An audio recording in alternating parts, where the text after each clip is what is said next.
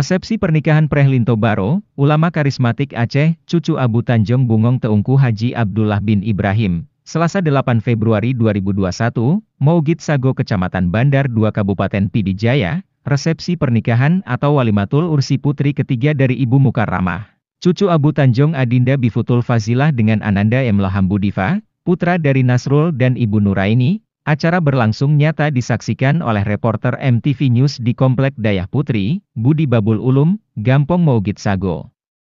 Acara resepsi pernikahan Prehlinto Baro tersebut, dihiasi pantun seumapa, bertajak Ugle Tapet Boh Jeremo Tapuo Keuno Paso Lamraga Waherakan Lon Lako Ngen Bino Tasambot Jino Pantun seumapa, kebiasaan kearifan lokal adat Aceh.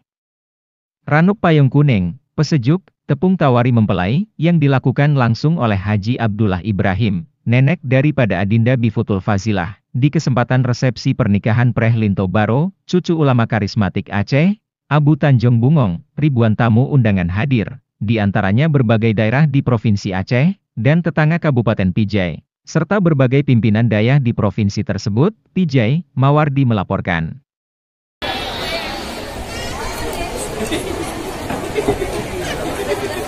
Kemudian setelahnya kami mohon saudara